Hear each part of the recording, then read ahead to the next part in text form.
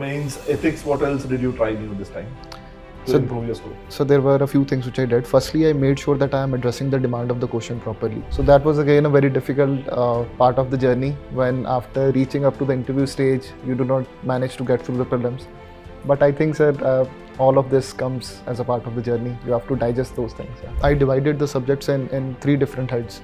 Just for the sake of convenience, we can call them three different buckets. So in bucket one was polity, economy, geography and modern history. Right.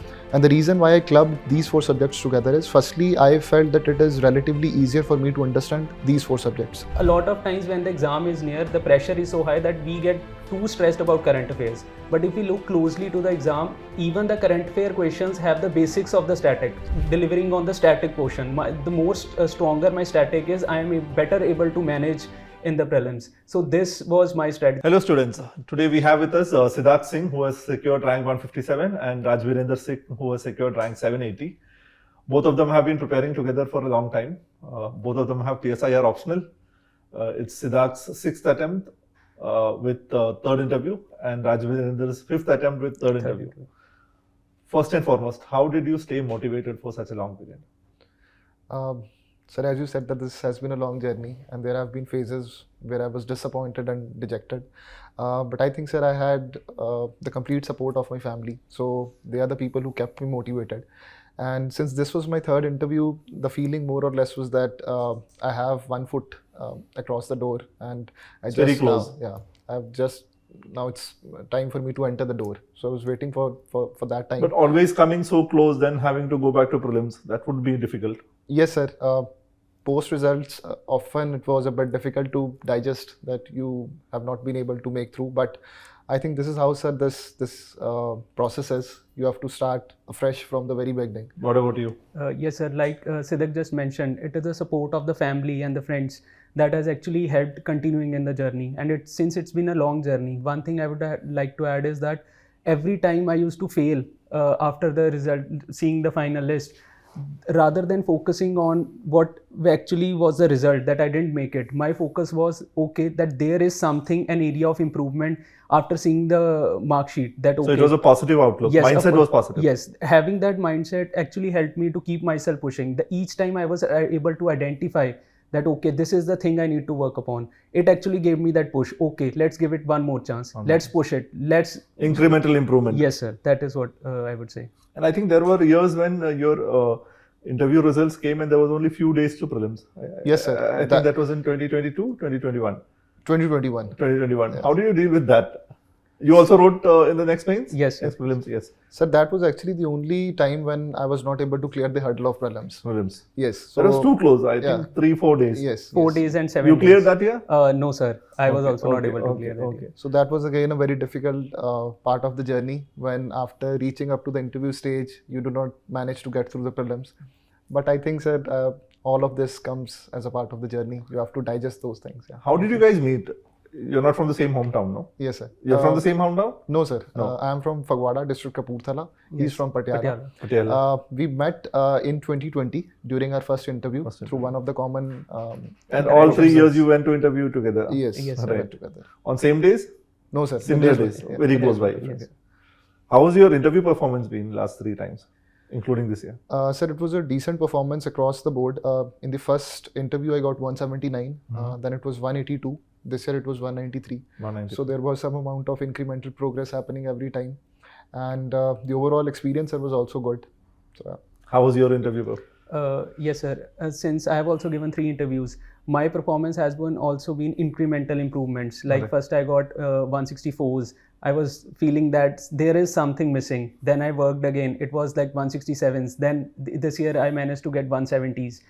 I realized that it is more of a mix of your personality, the day you are giving the interview, the things, a lot of factors coming in play. And when the time is right, I think you sail out in this competition. Sidaq, we were associated for mains preparation. Yes, That's how we know. Yes. Right? How was your experience in mains? How was the marks this year? So the total marks in GS is around 410. And in optional, I got a score of 268. Political science. Yes, sir. Political science. And sir, the overall experience, I think it was a learning journey, a journey full of learning, of having associated with you. The suggestions that you made, I think they were pertinent and they did help me improve my marks, especially in ethics. In ethics, the score grew from 99 to 121. So the small things that you mentioned, like mentioning keyword as the subheading, then explanation followed by value addition, or inculcating flow charts, diagrams, and then making sure that you write a lot of points by decreasing the overall size. I think that has become the new trend. More points, more value addition. Yes, I think all of these things are very small, but when put together, they do have a very large impact when it comes to the overall score. And because you have been preparing for a certain number of years, I think that incremental, knowing what to do more is always a challenge. Yes, sir. Right? So year on year, it becomes difficult, right? How is your approach to answer writing? Like if you were talking about value addition, how many arguments do you add value to? How many arguments do you write in each paper? Sir, as you said, try to write a value addition component, either a data or a case study or best practice, post in every point. So that was my approach. So if I am writing a 10 marker, my attempt was to write 10 points and make sure that there is some component of value addition after every point. Though it was not possible in every answer, but I tried to write a value addition component, be it an example or data, post every point. So right. In 8 out of 10 points, more or less, there was a value addition component. So you had short notes? Yes, sir. I had separate notes for the value addition component of almost every subject and every theme. So the one-pagers were not ready for all the subjects because I did not feel the need of having one-pagers for all topics. But I made sure that I had a separate booklet for value addition component of every theme. What about you? How was your approach in mains? Yes, sir. Like Sidaq mentioned, my approach was also similar, that in the GS I have to focus that in the 10 marker question, I have to write at least 10 points. And in the 15 marker questions, I have to write more number of points. So that approach was consistent. And like Sidaq just mentioned, we try to achieve that consistency in all the questions. But sometimes the question is such, or sometimes there is a gap in our understanding that we are not able to deliver that much. But at the end, we have to be consistently average in all the subjects. And in my case, which was the decisive game changer this time, was my essay. In the last attempt, I scored like just 85 marks in the essay. And this year, I was able to improve it to 113. So what worked for you in essay? Sir, in this time, earlier when I used to write the essays, it was more of a mechanical kind of approach, that you go by the staple approach, or you pestles, pastel, yes, these kind of things. But this time what I changed was that I tried questioning the title itself. Like if the question approach is there, that certain philosophical, like more philosophical essays are now coming. So my approach was to ask the question to the examiner, like why this is. And from those, I used to create subheadings and write on those dimensions, not sticking very close to also and not venturing very too far off the topic as well. So I tried to give a new dimension to the essay rather than what the traditionally I has been doing from. I think that traditional approach is not working. I think it's not being rewarded like before. Yes, sir. I think, but it is worked for many, but it didn't work for me in my second attempt. Earlier in my first attempt, it worked for me. So this year, I had to change something. So I went using a different approach. Okay. So in mains ethics, what else did you try new this time to improve your score? So there were a few things which I did. Firstly, I made sure that I am addressing the demand of the question properly. So in ethics questions, what I realized was that there are two parts of the question. Generally, one is the non-core portion and the second is the core part. So earlier I was missing the essence of the non-core part. So I made sure that I addressed the non-core part as well, though not as implicit demand. Yes, though not in a very elaborate manner, but I did address it. Secondly, sir, this time I focused a lot on the value addition thing. Did you diversify your examples? Yes, sir. What did you put new this time? Sir, this time I prepared my examples based on the pastel approach. So I had separate examples for political sphere, economic sphere. In ethics? In ethics, yes. Okay, pastel in ethics. Yes, that's interesting. Pastel in ethics. And the other thing, sir, which I did was that I tried to connect the values of ethics with the philosophers. So I made separate notes for this. Say, if there is a question on misinformation, or in ethics case study, there is some reference to misinformation. So I'll connect it to Plato's allegory of caves. So I did a lot of brainstorming in this manner to connect the philosophers with the values. And other than this, I also made use of data in the case studies using the. So did you start with the case studies or part A? What was the sequence of attempt? I started with part A, sir. Okay. Then went to the case studies. Yeah. Because I think case studies always will take more time and compromises yes. part A. Yes. What about in other papers? What is your sequence of attempt? Sir, 15 markers first. So firstly, I used to attempt first 5 questions. Well, then I used to then go to finish the 15 markers and then come back Yes, and finish 6 to 10. Right. I think that is also a fair enough strategy because there are a lot of people who do finish 15 markers first and then come and rush through 10 markers. Then the evaluator will be seeing your first 10 markers maybe and they'll feel that you're not done well enough. Right. Now, prelims is very close. If you had to give prelims this year, what would you have done? What is your, because you've appeared for interview thrice, so prelims is something that you guys have cracked. Sir, I think when it comes to prelims, my strategy was I divided the subjects in 3 different heads. Just for the sake of convenience, we can call them 3 different buckets. So in bucket 1 was polity, economy, geography and modern history. Right. And the reason why I clubbed these 4 subjects together is firstly, I felt that it is relatively easier for me to understand these 4 subjects. And my hit ratio was relatively better in these 4 subjects. And third reason was that the weightage of these 4 subjects is quite high. Around 50% of the questions 50-60% will come from here. Yes. I did the analysis of the last 5 year paper, and on an average 17 questions were coming from polity, 13 each from economy and geography and 5 from modern history. So 48% of the paper comes from this area. And I used to focus a lot on this area. So that your accuracy is very high. Yes, and I did multiple revisions. In bucket 2, I kept science and tech, environment and AMAC, ancient medieval art and culture. Now, the reason why I clubbed these 3 is because I found this area is difficult and my accuracy was also less. But the weightage was high, 35% questions were coming from this area. So I used to focus on this area as well so as to make sure that I get a competitive edge. Right. Because this area is important not just to cross the cutoff, but to sit at a position which is comfortably above the cutoff to get into the That's a very important thing because otherwise you'll waste 2 weeks calculating cutoff. Yes, sir. So to get and a what is the score third bucket? Current affairs and miscellaneous, sir. Around 15% of the questions they come from there. So I knew that there is no benefit of putting disproportionate focus in this area because 15% of the questions are coming unpredictable, unreliable. Yes. Right. What about you? What works for you?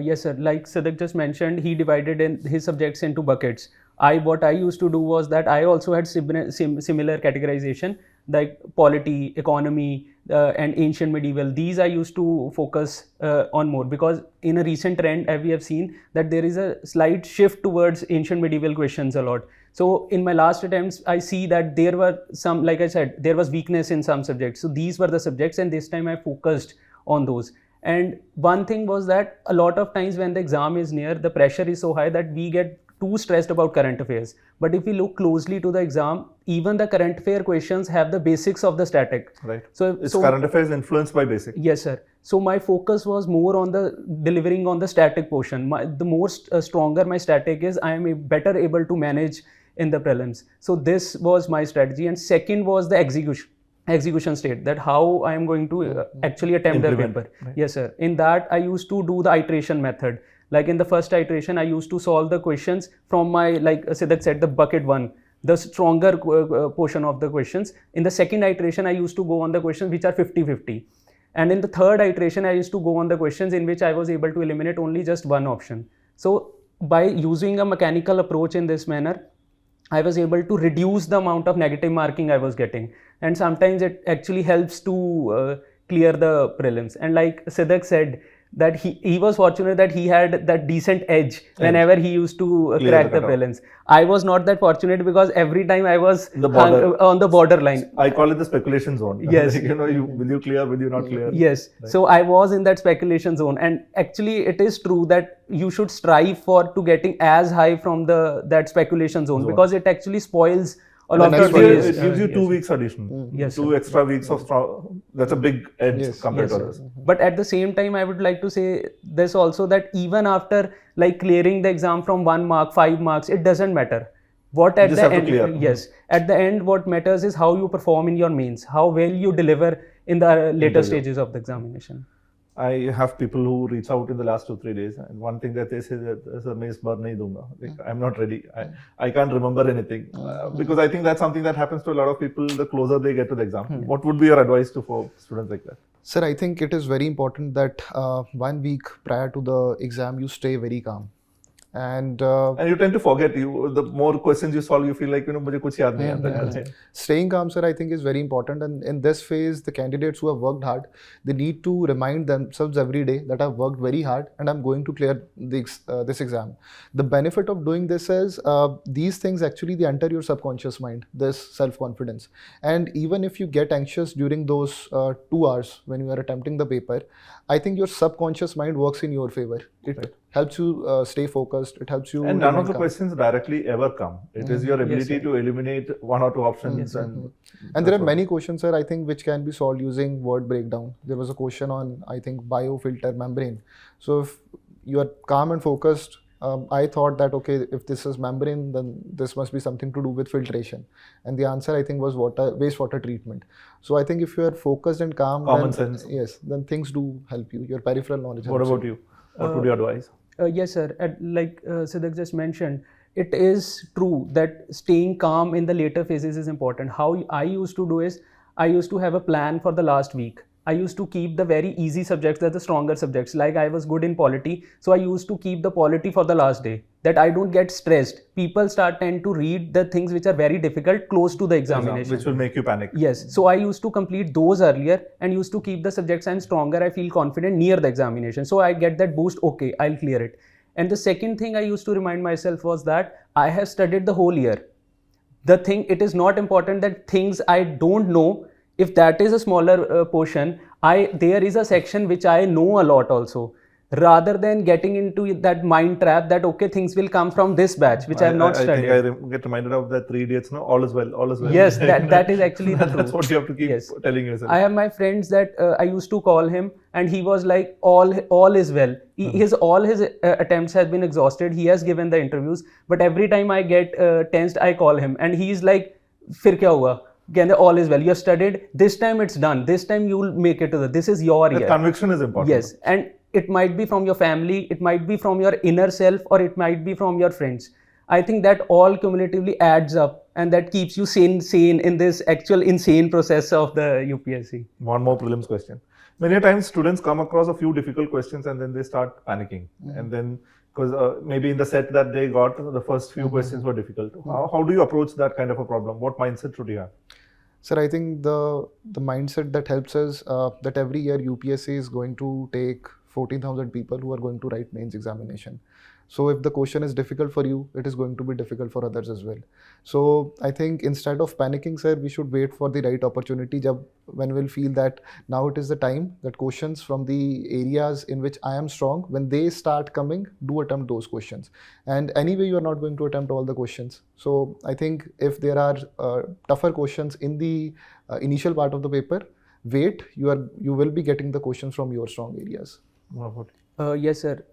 How I used to tackle is by that iteration method only. If that question is difficult, it might be that I remember in my prelims, there were pages like complete 2 pages. In my first iteration, I knew none of those questions. Most people start panicking after that. But I of that mindset that this is my first iteration. I'm not supposed to do all the questions. I have to just do the questions which I have 100% accuracy. Right. I just flipped those pages apart. Then I look for questions that this is the questions I know. Keep on marking that this is the 50-50 question. Then come again. Because when you are into the examination process in that half an hour, all those brain cells get charged up. That okay, you get into that exam mode. And even if those difficult questions, they tend to start appearing doable. You do the word breakdown, you do some elimination technique, you put up something, but you come to that solution. So that iteration method actually helps me to tackle that. What is the ideal number of attempts in prelims? Sir, I thought the threshold. I thought that the number for me was 85, but I think this varies from person to person depending upon their level of accuracy. So in all these 6 attempts, I think I solved questions in the range of 83 to 86. Okay. For you? Yes, sir. I have actually cleared it close to 80 also, and I have cleared it with 94-95 attempts also. 94-95. Yes, sir. I think it was my first attempt. That year the cutoff was close to 100, 92 I guess. I was scoring 110 in that attempt. So, but now the paper has become a little more on the tougher side, and my attempts have also consequently reduced, like 85 to 90, 91, 92 in this range. And I think it's the number of questions is more dynamic. that you have get that glimpse of the paper, you are sitting at an exam environment, that okay, I Those think things matter. yeah. So but on an average, I think like Sidaq said, 85, close to 85, 90. Thank you so much for your time. Thank you, sir. And all the best for future career and everything that you plan to do in the future. Thank you. Thank you, sir. Thank you so much for your time. Thank you.